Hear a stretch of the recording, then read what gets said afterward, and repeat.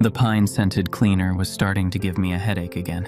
It always did around the 2-hour mark, when the first coat had dried on the linoleum and the second was still wet, and the whole east corridor smelled like a forest that had been chemically simplified and pumped through a ventilation system that hadn't been cleaned since the building went up in 1994. I'd been doing this long enough that the smell had become part of the job, the same way the squeak of my cartwheels had become part of the job, and the hum of the fluorescent lights, and the way the night shift stretched time out until 20 minutes felt like an hour. I pushed the cart around the corner into the main hallway and checked the wall clock. 10:42 p.m., still 90 minutes before I needed to be in the basement. That was the only thing that mattered on any given night, the clock and the basement and the hour and 17 minutes between them. My name is Sam Keller. I was 28 years old, and I had been a night custodian at Kootenai Medical Center in Silver Bend, Idaho for 6 years. I knew every hallway by the sound it made when you dragged a wet mop across it. I knew which fluorescent tube in the east wing was going to die in the next 2 weeks by the frequency of its flicker. I knew the names of every nurse on the night rotation, and which ones would nod at me in the hallway, and which ones would look through me like I was part of the furniture. I'd decided a long time ago that I preferred the ones who looked through me. Easier. The cart had a bad wheel, had for 3 years. I'd put in the maintenance request 4 times and stopped after the 4th because the squeak had started to function as a kind of company. The only sound in those empty hallways besides my own breathing and the lights overhead. I mopped down to the end of the corridor and stopped at the double doors that opened onto the loading dock. Small rectangular window at eye level, reinforced glass with a wire grid inside it. I looked through it at the parking lot and the service road beyond. Dark. The kind you only got this far north in late October. Thick. Absolute. No ambient glow except the single sodium lamp above the dock steps. The trees at the edge of the service road were black shapes against a slightly less black sky. I stood there longer than I needed to. The cold came through the glass against my forehead. Not the managed cold of the hospital's HVAC. Real cold. Pine and wet earth, and the mineral bite that came off the lake 2 miles north when the temperature dropped below 40. That smell was the problem. That smell always did it. The trail behind Caleb Reed's house ran along the eastern edge of a state forest. In September of our sophomore year, it was still warm enough during the day that the trees held their leaves, but after 7 p.m., the temperature dropped fast and the trail got dark enough that we used phone flashlights to see the ground in front of us. We'd been walking maybe 30 minutes. Caleb was ahead of me. He was always ahead of me on that trail because he'd grown up back there and knew the routes and drop-offs by memory. We weren't talking. We'd been talking plenty for the first 20 minutes. The ordinary noise 2 15-year-old boys make when they're out in the woods after dark, and not quite willing to admit the dark is getting to them. Then at some point we'd both gone quiet, and I hadn't noticed until I was already in the quiet, already listening to the crunch of leaves under our feet, and the soft, distant sound of wind in the canopy somewhere overhead. That was when Caleb stopped. I almost walked into him. "What?" I said. He didn't answer. He had his flashlight pointed at the trail ahead, and the beam was steady because his hand was steady, and that was the first thing that scared me. The stillness of the light. I looked past him down the trail. There was a stretch of maybe 40 feet visible before the path curved and disappeared. The beam reached about 20 feet and then faded into general dark. And in that dark, at the far edge of the beam, there was something standing off to the right of the path. I didn't look at it directly. I couldn't have told you why at the time. My eyes wouldn't quite land on it. They kept sliding off, like when you try to look at a floater in your eye and it drifts away from your gaze. I could see it only the way you see something peripheral, not its features, not its shape exactly, just the fact of its presence. A difference in the dark. Tall, impossibly thin, not moving. And then it was closer. It didn't cross the distance. I was watching the trail, watching that spot, and it had been there. And then it was nearer, and the 40 feet had become maybe 20, and I hadn't seen it move. I hadn't blinked. I had been watching that section of trail, and it had simply been farther, and then it was nearer, the way something in a dream changes position between the moment you look at it and the moment you look away. Except I hadn't looked away. Caleb grabbed my arm. "Back," he said, very quiet. "Go back." We went back down the trail and through the fence at the edge of his yard and inside, into the kitchen with the lights on, and neither of us said anything for a long time. His mom made hot chocolate at some point without asking why we were inside. I drank mine and held the mug and watched Caleb's face, and he didn't look scared, exactly. He looked like someone who had just been confirmed in a suspicion they'd hoped wasn't true. We didn't talk about it that night. At school on Monday, Caleb had 3 parallel scratches along his left cheek, thin and shallow, starting from the cheekbone and running toward his jaw. I asked him about it in the hallway before first period. He looked at me with an expression I had never seen on him before. Not fear, but the thing underneath fear. The exhausted, flattened thing that fear leaves behind when it stays too long. "Just stop talking about it," he said. That was all. I pulled back from the loading dock window and picked up my mop again. The cartwheel squeaked. I worked back down the east corridor, past the nurse's station where Diane was charting and didn't look up, toward the elevator bank at the center of the building. Evelyn Marsh was standing near the elevator when I came around the corner. Evelyn was the facilities manager. She'd been the facilities manager for as long as anyone at the hospital could remember. One of those facts people said without thinking about what it meant.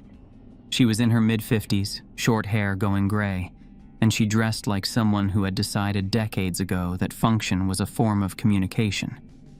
She held a clipboard the way a teacher holds a clipboard, like a statement.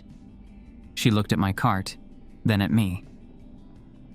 "East wing done?" she said. "Yeah. Center hall now, then west wing, then I'll loop back through ER." She nodded and made a small mark with her pen. Then, without changing her tone, without looking up, "You know what time it is?" 10:49, I said, "and you know what that means." "Basement by 12:05. Got it." She looked up then.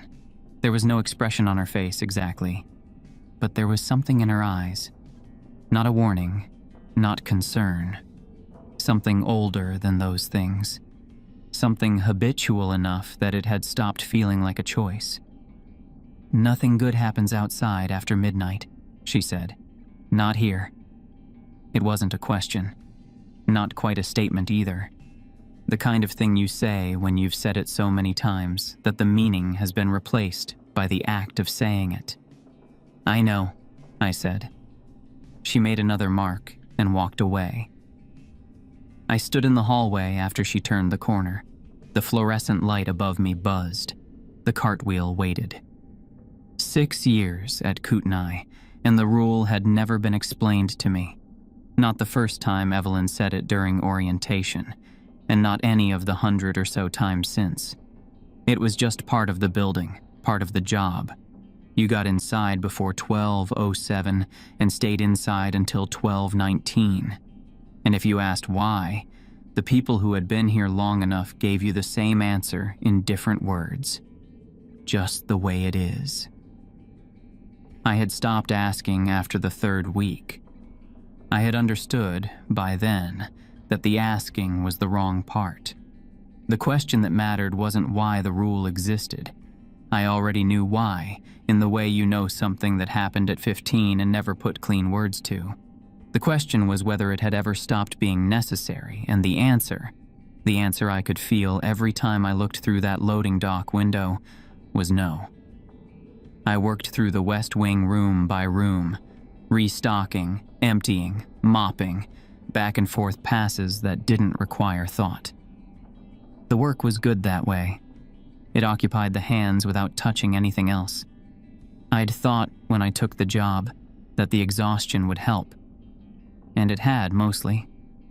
Night shift had a particular texture of tired, a specific physical heaviness that pressed down on everything, including the parts of your brain that wouldn't let things go. You came home at 7 a.m.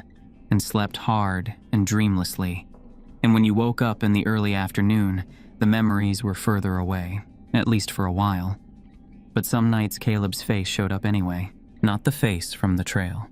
The face from 3 years later, when I'd run into him in the parking lot of the Food King on the north end of Silver Bend. I'd been 20, home from 2 semesters at the community college in Coeur d'Alene. He'd been standing by the cart return. I'd almost called out before I noticed something was different. He looked the same, physically. Same height, same build, same hands in pockets way of standing. But when I walked up and said his name, he looked at me with a half-second of blankness before his face found the right shape.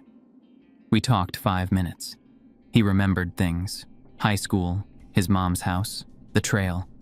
But the way you remember a movie you saw once, without ownership. When I mentioned the September we were 15, he went to a middle distance for a moment. Then he said, "Which time?" There had only been one time. I drove home and sat in my car in front of my building for a while. Then I called Danny Ruiz, who'd been in our class all through school, and asked about Caleb, whether he'd seen him, whether he seemed okay. Danny said, "Which one was Caleb?" I said, "Reed, played shortstop sophomore year, lived off Route 7. A pause. "I don't think I remember him," Danny said, with the tone of someone who genuinely didn't. "Was he in our year?" I pulled out my old yearbooks when I got home. Caleb's freshman picture was there. 2nd row, 3rd from the left, unremarkable school photo. Fine. The sophomore picture was there too. Same position. But the photo was... I didn't have a word for it. Like a photocopy of a photocopy. The image present, but slightly degraded. Contrast not quite right. His face was there, but it was harder to hold. I kept looking, and my eyes wanted to move to the student on his left, the one on his right. I closed the yearbook and put it on the shelf and didn't open it again for 2 years. Caleb was still in Silver Bend, still at the gas station, the Safeway, still answering to his name when you said it to his face. But whatever had started on that trail was still going, slowly, methodically, with the patience of something that didn't need to hurry. That was the part nobody talked about. Not just the 12 minutes, not just the rule. The part after. The long, quiet cost of whatever attention got fixed on you during those minutes, paid out over years. I'd gotten lucky. I'd been inside when it found Caleb. I'd only seen it from 40 feet, from the edge of a flashlight beam. I told myself that was why I was still whole, still named, still recognizable. I almost believed it. The ER wing at 1150. Waiting room first, then the supply corridor, then the break room, then the family consultation room that smelled like stale coffee and old grief. My cartwheel squeaked. The overhead lights hummed. I was in the corridor between the break room and the supply closet when I heard it. The ventilation shaft ran along the ceiling above this section of hallway. Standard rectangular duct, painted steel grate set into the ceiling every 8 feet. Normal building sound, background. But this wasn't a hum. It was a clicking, slow, deliberate, like something tapping the inside of the ductwork. Except tapping implied rhythm, and rhythm implied regularity, and this was neither. It was careful, like something feeling its way. I stopped walking. I stood in the hallway with my mop raised 1/2 inch off the floor and listened. One tap, a pause, another. Spaced unevenly, with intervals that varied in length, not the mechanical stutter of a loose damper or a debris rattle. Something else. Something that felt like it was listening first and tapping second. I counted the intervals. 3 seconds. 2, 4, 2, 3. My heart was doing something similar. I stood still and counted again, and felt my own pulse in my fingertips where they gripped the mop handle, and the clicking above me adjusted. Not perfectly, not exactly, but close enough that the next breath I took, I was aware of the way I was breathing, the depth and pace of it, and the intervals shifted again and fell closer into line. The fluorescent light at the end of the corridor flickered. Just once, a single brief interruption. I stood there and looked at the dark grate in the ceiling, and I did not move. The clicking continued. Quiet, patient. My heart continued. Outside, it was 11:53 on a Wednesday in October, and the town of Silver Bend was asleep, and somewhere in the ductwork above me, something had found my rhythm. The light did not flicker again. I did not look away from the grate. The clicking stopped at 12:07. I knew it would. The shutdown came the way it always did. Not gradually, just a clean drop. The fluorescent lights, the HVAC, the low mechanical hum in the walls, all of it gone at once. The hallway went dark except for the emergency strips along the baseboard, dim orange things that turned the linoleum the color of old rust. I was already moving toward the basement stairs. I hadn't finished the ER supply closet. I left the cart where it was, in the corridor beneath the dark grate, and walked at a pace that wasn't quite running because running meant letting the clicking matter, and I had decided I wasn't going to let the clicking matter until I was underground. The basement break room had a folding table, 4 plastic chairs, a half-working coffee machine, and a wall of lockers that smelled like other people's lunches. I sat down and put my hands flat on the table and watched the emergency light on the ceiling and waited for 12:19. The 12 minutes felt longer than usual. I kept checking whether the intervals of my own breathing felt normal or whether something was measuring them alongside me. At 12:19, the building shuttered back on. I sat for another 2 minutes before I trusted my legs enough to stand.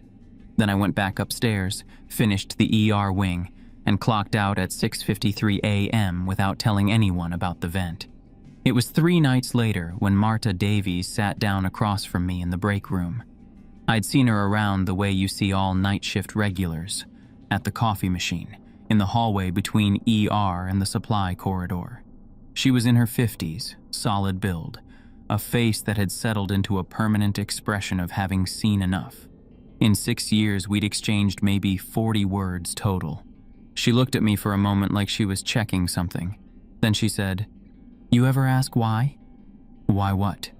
"Why 12:07? Why not 11 o'clock? Why not 2 in the morning?" She said it like something obvious, confirming I'd already thought about it and just hadn't said it out loud. I put my sandwich down. "I don't ask why." "I know. Nobody does." She looked at her coffee. "I did. Took me a long time to stop." A pause. "My father worked at the old mill. He used to talk late at night when he thought I was asleep. Not ghost stories, more like recitations. Things he was making sure he remembered. He called it an agreement. Said the town had made one, a long time ago, with something that lived here before the town did. The 12 minutes were the town's end of the deal." "And the other end?" I asked. "It doesn't cross into our hours." She said it flatly. "We give it 12 minutes, contained and predictable, and it stays inside them." She paused. "Past tense, maybe." I thought about the trail, Caleb's hand on my arm. She stood and rinsed her cup at the small sink. "There's a man named Joe Westbrook, cop, local. He eats at Patty's Diner on Route 9 Thursday mornings around 8. He has a folder he's been carrying 2 years and hasn't shown anyone." She looked at me once more from the door. "You should go eat breakfast on Thursday." She left. I sat and listened to the coffee machine tick and thought about the reinforced steel doors on the east stairwell that I'd never once seen open, with no exterior handle. I'd assumed they were structural. I'd assumed that for 6 years. I went back to work and left the wondering sitting there, but I didn't leave it very far. Patty's Diner smelled like bacon grease and old coffee. The good kind of old, meaning the machine had been running since 5 a.m. and nobody had cleaned the carafe since Tuesday. Joe Westbrook was in the last booth, early 30s, dark hair, not in uniform, folder on the table, untouched coffee, the look of someone who'd sat with an uncomfortable truth long enough to get used to the weight of it. Marta was already there. I hadn't expected that. I slid in across from them and ordered coffee, and Joe looked at me the way a careful person looks at someone they've agreed to trust, but haven't yet. "She says you heard it," he said. "3 nights ago. East corridor, vent shaft. Yeah." He opened the folder, but didn't push it toward me. "I've been with the department 6 years. 3 years ago, I started noticing a pattern in the cold cases. People go missing in this town, about 1 every 18 months on average, and the files have a particular quality. The investigations don't stall from lack of evidence. The people working them just lose the thread, not burnout, not retirement. They stop following up, stop returning calls." He looked at the folder. I asked a detective about a case from 2019, and he looked at me like I'd asked about a book he read in high school. The name just didn't land. "Erasure," Marta said quietly. "She uses that word. I've started using it because I don't have a better one." Joe slid the folder across. "The ferry incident, 1976. Lake Coeur d'Alene, North End, October 14th. Flat bottom ferry, privately operated. 11 people crossing at 12:09 a.m. Camp workers found them at first light, drifted into the shallows. Engine off, all 11 on board." I read the incident report. The language was careful in the way that meant someone had worked to drain all feeling out of it. Then I found the medical examiner's notes, handwritten. Victims presented with severe dehydration despite crossing lasting less than 40 minutes. Tissue without typical signs of distress. Appearance consistent with desiccation of extended duration. Hollow. That last word sat alone at the end of the line. "Dry and hollow," Joe said. "That's the phrase the camp foreman used. Said they looked like people who'd been emptied from the inside, the outside left standing." He took the folder back. "The investigation ran 8 months. Lead detective transferred, case went inactive. His widow told me she'd asked him about his Silver Bend years once. He said he didn't remember much of those cases." He closed the folder. 11 cases with that same shape, different decades. Marta set her cup down. "My father said the ferry was what almost broke the agreement. After that, the old logging families, the city council, some Ktunaxa people from the North End who knew this land, they formalized it, made the 12 minutes a real structure, a cage." She looked at the table. "We give it a contained space and time, and it stays inside them. That was the deal." "And it held 50 years, I said. "It held," she said. "Past tense." I sat with that. "What does it want?" She was quiet a moment. Outside, a truck went past on Route 9. The hanging light swayed and the shadows moved on the table. "It doesn't kill you," she said. "Not at first. It just starts taking pieces. Your name, your face, the memory of you." She said it the way you'd describe a medical process. "Someone you know?" she asked. I hadn't meant to say anything. "Caleb Reed. He saw it on a trail when we were 15. He's still in town, still walking around, but the people we went to school with don't remember him. His yearbook photo looks wrong. He talked to me 3 years ago like he was reading from notes." I looked at my coffee. Whatever it is, it's been working on him for 13 years. The table was quiet. Joe said, "That's the longest active case I've found." Marta said, "Because he saw it and survived and it didn't finish. It doesn't need to hurry. It finds a rhythm and stays on it." She paused. "My father said patience was the main thing. When it finds something it's interested in, it stays on the frequency," I said. She nodded. I finished my coffee. The waitress refilled it without asking. I sat in the booth with the two of them and felt the weight of being believed for the first time in 13 years. It wasn't the relief I'd imagined when I was younger. It was heavier than that. Belief meant the thing was real. Belief meant the clicking hadn't been a loose damper. Belief meant Caleb was what I'd been afraid Caleb was for more than a decade. Marta reached into her bag and put something on the table. A handheld N-O-A radio. Battered and old, crack in the casing taped over with electrical tape. "My father's," she said. "He used it during the shutdown. Said the static changed at 12:06, a specific clicking pattern right before. Early warning. He called it the minute before the cage closes." She slid it toward me. "Why me?" I asked.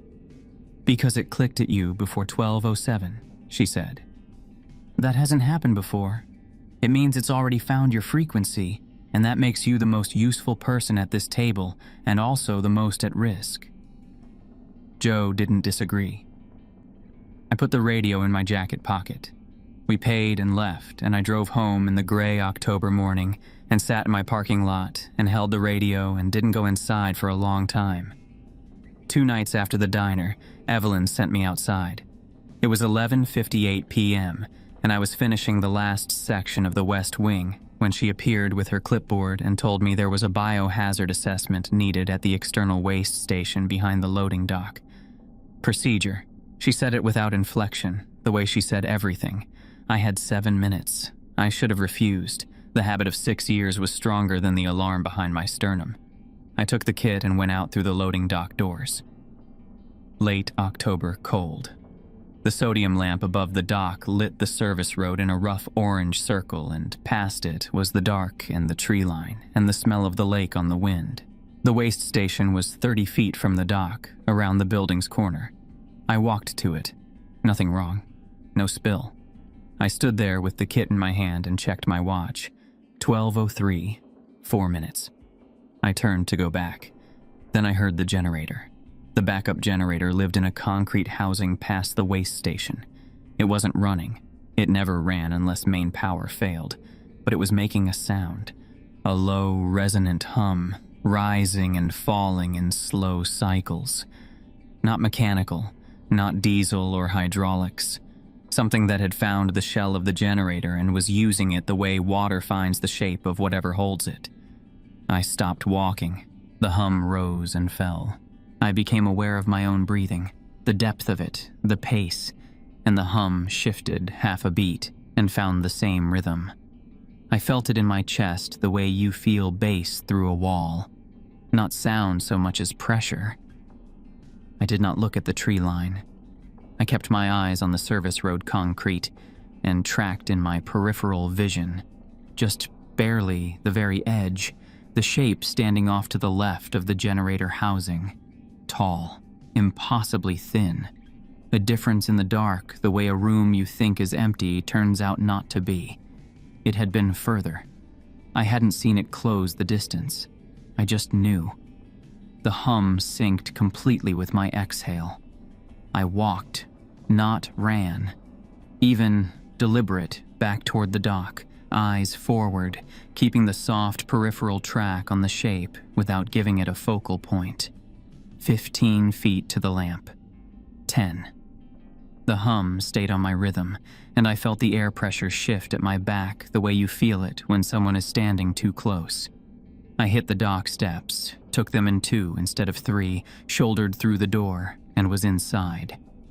12:06 on my watch, 1 minute before the shutdown. I stood in the corridor and breathed. At 12:07, the building went dark, and I went downstairs and sat at the basement table and held the radio in both hands in the dark and waited. At 12:19, the building came back. I stayed another minute. Then I went to the secondary break room at the far end of the basement, where I'd texted Marta to meet me. I pushed the door open. She was there, sitting with her back to me, facing the far wall, perfectly still in the way stillness isn't a choice. Hands in her lap, head forward. Her lips were moving. No sound, just the shape of words, slow and repetitive, like something being recited in a language reduced to its sounds. I said her name. Nothing. I said it again, louder, and stepped in. She turned, not startled, just turned the way someone turns when they realize someone's been talking to them. And her eyes were off for a second, focused through me or past me, and then they cleared and she blinked. "Sam?" A look almost like confusion. "Are you all right? You look like you've seen a ghost." "The radio," I said. I pulled it from my jacket. "Your father's. You gave it to me at the diner." She looked at it with the careful expression of someone trying to recognize something they should know. She pressed 2 fingers to her temple briefly. "I must have. I'm sorry. Long shift." She straightened her scrubs and moved toward the door. "I should check on the floor." She left. I stood in the break room and looked at the chair and the wall she'd been facing. The memory of the diner, of sliding the radio across the table. That piece of her was gone. It wasn't coming back. I put the radio in my pocket and turned off the light and went back upstairs. The cart was still in the east corridor, exactly where I'd left it. I picked up the mop. I didn't look at the ceiling. I counted my breathing and kept count all the way to the end of the hall. The night after the generator, I called Joe from my car in the hospital parking lot. I didn't call from inside because inside meant Evelyn's building, Evelyn's corridors, and I had started to think of the building as something that had ears. Not literally, but the way it had sent me outside at 11:58 p.m., the precision of it, 7 minutes, not 10, not 5, that had been deliberate in a way that Evelyn might not have even understood herself. The town's rules had a way of enforcing themselves through the people who'd lived inside them long enough. Joe picked up on the second ring. I told him about the generator, the hum, the sinking, the shape in the peripheral dark off to the left of the housing. I told him about the walk back to the dock and the way the air pressure had changed at my back.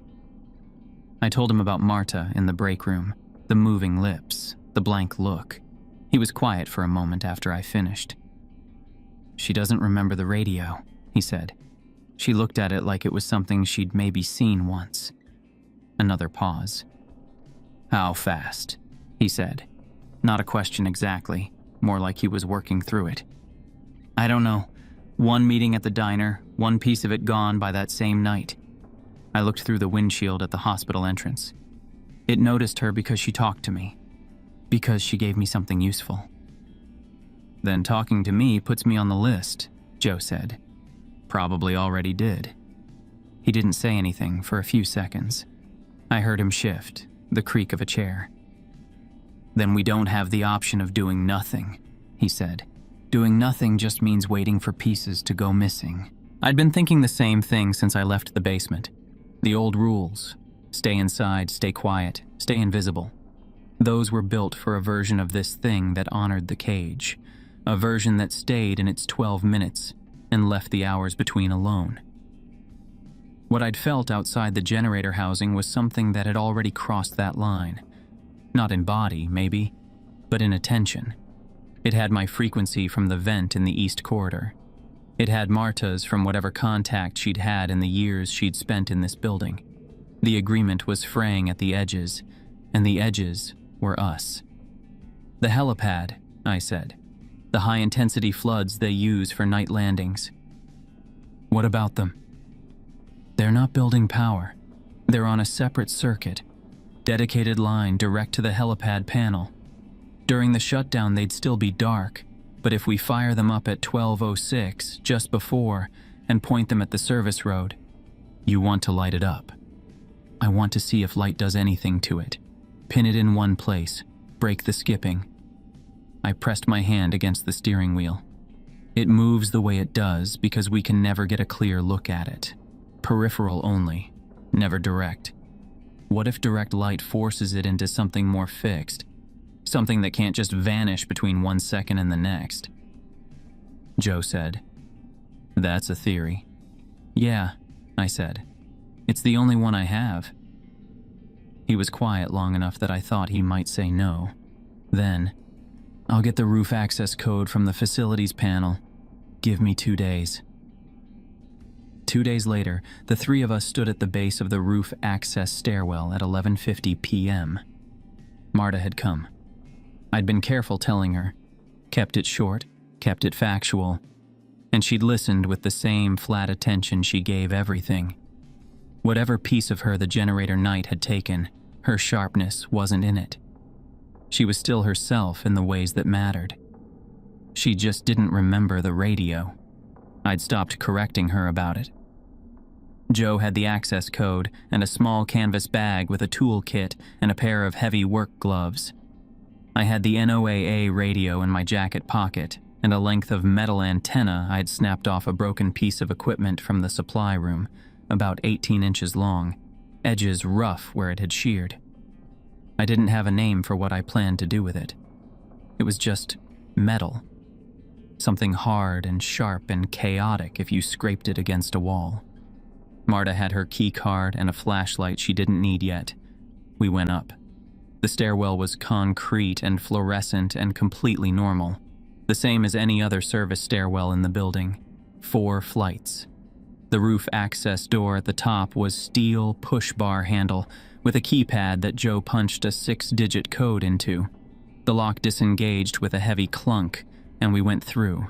The roof was flat tar paper and low parapet walls, maybe 18 inches high. The helipad was at the far end, a marked circle with the flood array mounted on 4 posts at the corners, angled outward and down toward the landing zone and the service road below. The control panel was a weatherproof box on a post near the parapet. Joe went straight to it and got it open, and I stood near the edge and looked down. The service road ran along the south side of the building. The sodium lamp was on, same as always. The same orange circle on the asphalt. The same black tree line 30 yards beyond. Nothing out of place. Quiet. The lake smell was strong up here.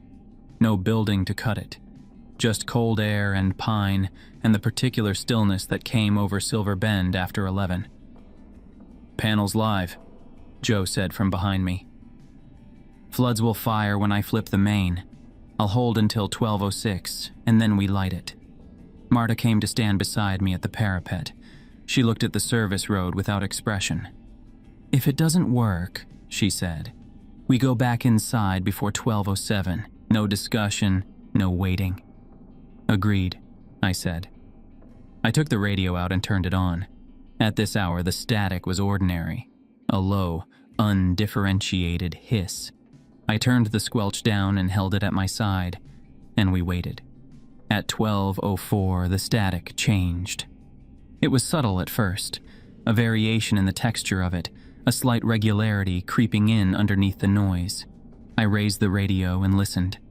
The clicks were there, the slow, deliberate pattern that matched nothing mechanical. Then at 12:05, something shifted. The clicking was still there, but underneath it, almost buried, there was a breathing sound, slow, measured, with a specific cadence, the particular rhythm of someone trying to keep calm. I turned and looked at Joe. Joe had gone very still. "That's..." he started. "Don't," I said.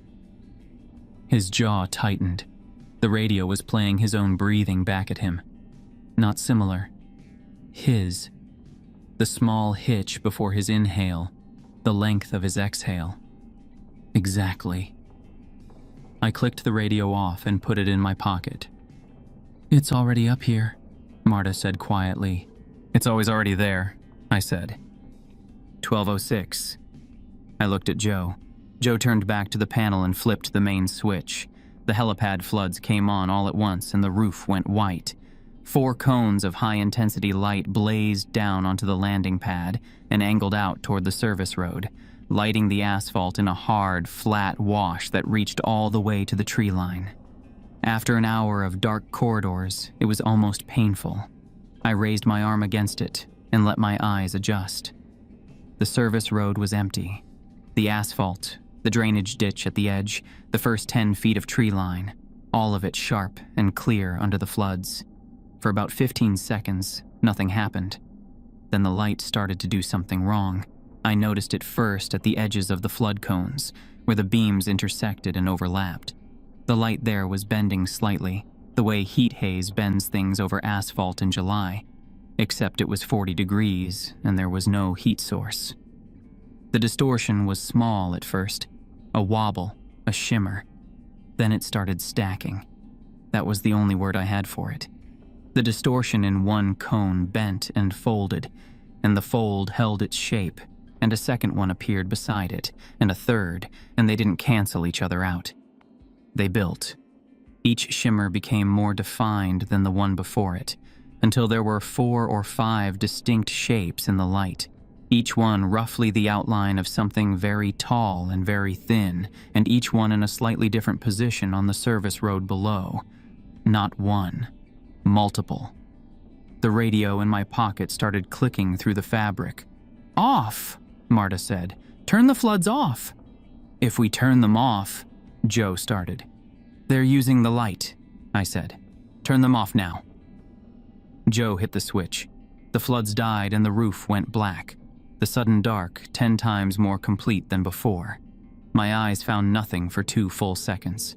Then the emergency strips and the building's exterior safety lights came back to my adjusting vision. I looked at the service road. The sodium lamp was still on. In its orange circle, in the peripheral corner of my vision, and only there, was a shape. One. Standing at the edge of the lamp's reach, at the border between the orange light and the dark, closer than it had been when the floods were on, significantly closer. We had pushed, and it had pushed back harder. "Door," I said. "Now." We moved. Marta went first. I went second. Joe came behind. The roof access door was 10 feet away. Marta hit the push bar and went through, and I was right behind her and I turned back. Joe was at the door. His hand was on the push bar. He looked back at the roof once. One single look at the parapet, at the dark beyond it. And then he looked at me and his expression was the expression of a person who has done the math and doesn't like the answer. "Go," he said. "Joe, there's only one stairwell down, and if it comes through that door before you're at the bottom, you've got nowhere to go." He wasn't panicking. He was explaining, the way a cop explains something. Clear, matter of fact, the calm of someone who has already decided. "I'll hold the door. I'll give you 60 seconds and then I'll follow." Before I could answer, he stepped back outside and let the door fall shut. I stood with my hand against the door. From the other side came the sound of Joe's boots on the tar paper, moving back toward the parapet. Then silence. Marta's hand closed on my arm. "Stairs," she said. I pulled the antenna from my pocket and scraped it hard against the concrete wall of the stairwell. The sound it made was a hard, irregular shriek, sharp and chaotic, nothing like a rhythm.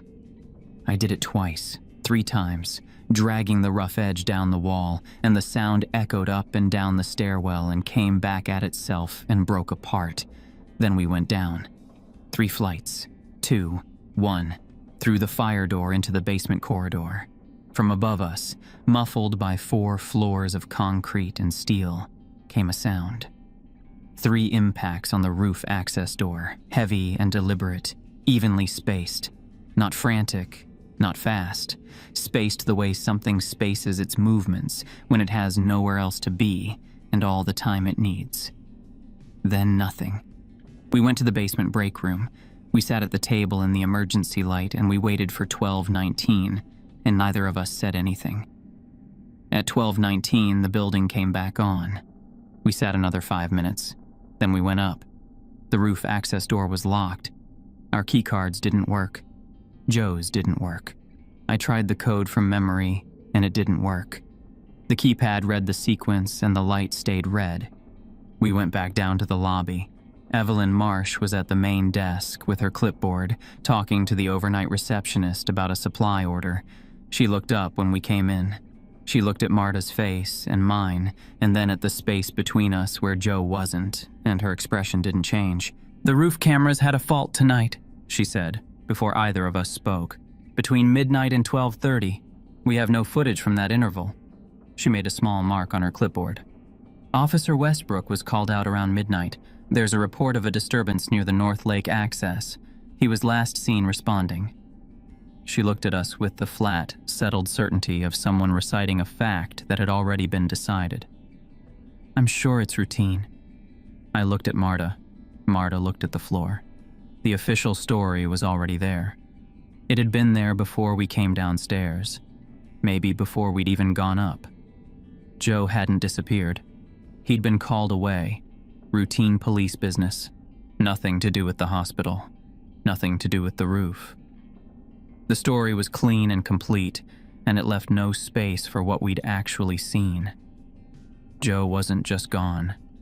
He was already being rewritten. I stood in the lobby under the fluorescent lights and held the broken antenna in my pocket and felt the specific weight of understanding. Something too late. The agreement wasn't just a cage for the stillborn. The town's forgetting was part of the mechanism, and the mechanism was faster than I'd thought.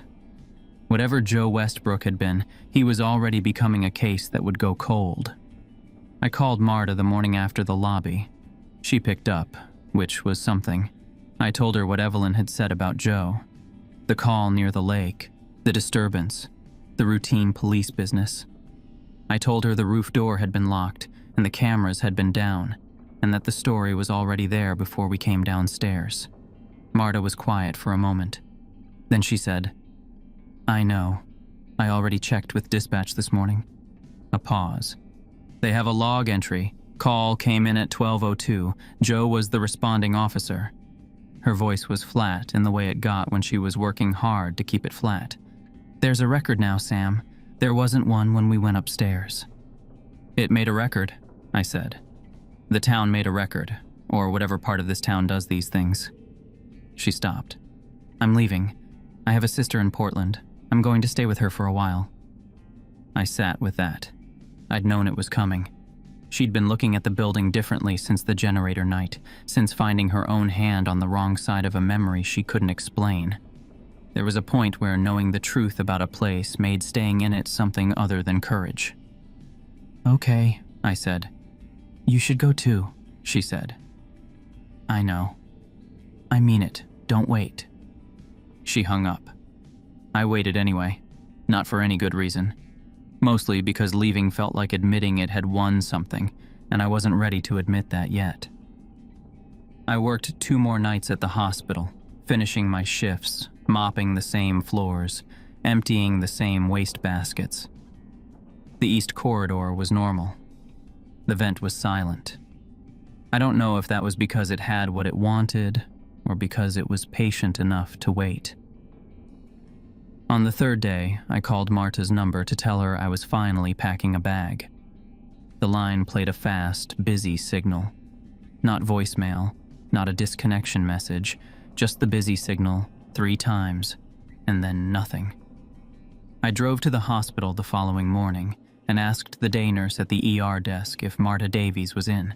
She was a younger woman, someone I'd seen around but didn't know well. She looked at me, and then at her computer screen with the expression of someone checking something they're pretty sure they already know. Marta Davies, she said, like she was testing the name's weight. I don't think we have anyone by that name. Are you sure you have the right hospital? I said I was sure. She looked at the screen again and said she was sorry. She couldn't find any record of a nurse by that name on staff, current or former. She said it kindly, the way you say something to someone who might be confused. I drove home. I sat in my apartment and said Marta's name out loud, once, to keep it solid. Then I said Joe's, then Caleb's. Then I packed a bag and quit by email and left Silver Bend the same afternoon. Seattle was 4 hours west and smelled like salt water and rain-wet concrete, and for the first 2 months it felt like enough. I got a job doing overnight cleaning at an office complex in Sodo. Same work, different building. I rented a studio on the 3rd floor of a building on Rainier Avenue with a view of the parking structure next door and a radiator that knocked every morning at 6. Normal sounds, city sounds, nothing I needed to count or track. I kept the NOAA radio on the windowsill and didn't turn it on. Most days I didn't look at it, and most days that was fine. The first 2 months were quiet enough that I started building an explanation. The clicking in the vent had been a loose damper. The generator hum had been hydraulic bleed-off. The shapes in the helipad lights had been heat distortion, optical interference, something physical that I'd misread under stress. A collection of strange events filtered through a brain primed for pattern recognition since I was 15 years old on a trail in the dark. I didn't fully believe it, but I let it sit in the front of my mind and didn't examine it closely, and that was enough for 2 months. The third month, I started waking at 12:06 a.m., not every night. 3 times in a week, then nothing for 2 weeks, then twice in 4 days. Always 12:06. I'd check my phone, lie in the dark, count my breathing, wait for 12:19. Nothing would happen. I told myself it was residual anxiety, a habit my nervous system had built and hadn't unbuilt yet. Then one night in January, I woke at 12:06 and heard the clicking. Ventilation register above the bathroom door. Slow, deliberate, nothing mechanical. I lay in bed and felt my pulse and did not count the intervals because I already knew what they would match. At 12:07, the power went out. Not the building. The rest of the building had power all night. No outage logged, no other complaints. Not the block, not the city, just my 4 walls. The refrigerator stopped. The radiator stopped. Everything outside my apartment was fine. Just mine.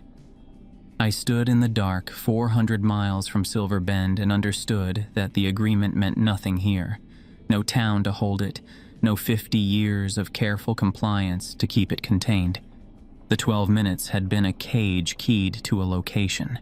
I had left the location, but whatever was in the cage had followed the only thing that still tethered it: the taste of my memory.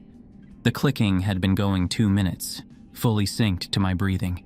I could feel it in my chest. A pressure, not a sound, something that came through the ribs instead of the ears. There was a shape near the bathroom door.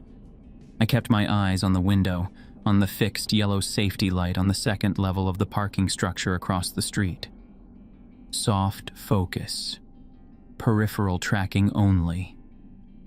I went to the kitchen without looking at the shape and pulled out the metal bracket from the utility drawer. The one I used to prop the radiator overflow valve, 14 inches, rough, unfinished edges. I scraped it against the oven rack. Jagged, irregular, fully chaotic. Everything the clicking wasn't.